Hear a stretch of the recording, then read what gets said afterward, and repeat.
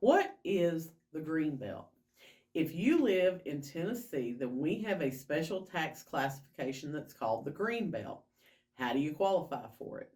Well, you have to own at least 15 acres of land.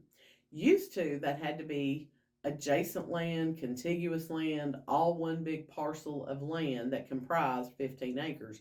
But recently that got changed to where if you own a total of 15 acres total in the county, then you can qualify all that property under the Greenbelt classification.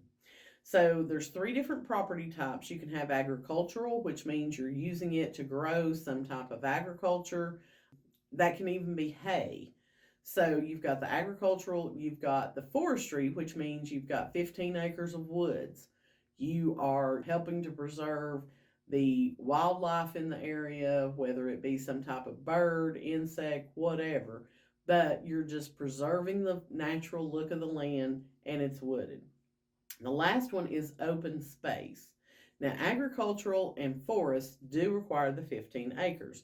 Open space land must be a minimum of 3 acres, and you have to provide scenic or conservation value for you to get the Greenbelt classification. The tax savings through Greenbelt are often going to be up to 50% of the regular taxes. So once you've applied for Greenbelt and your application has been recorded in the county that you own property, then they will reassess it, give you the Greenbelt rate, and you will stay under the Greenbelt for as long as you own that property. So what happens when you sell that property? Your buyer must reapply for Greenbelt within 30 days of purchase, or you're going to be liable, and I say you as the seller will be liable for what we call rollback taxes. And that means the county is going to come back and say, you owe us 3 years of taxes based on what the original tax amount would be. Well, if you own 50, 100, 150 acres, that could be quite a bit of money.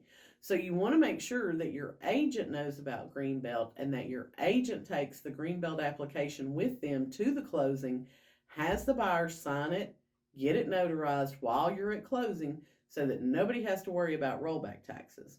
One thing that sometimes sellers don't think about is if you have, let's say, a 25-acre parcel of land and you're wanting to sell off part of it, you need to make sure that you're retaining ownership of at least 15 acres of that if you're under the Greenbelt, because if you drop down to even 14.8, you're going to lose your Greenbelt classification. And again, those rollback taxes can come into play. So if you're looking for an agent who understands the Greenbelt, who understands land, make sure you give me a call. I'd love to help you sell your property.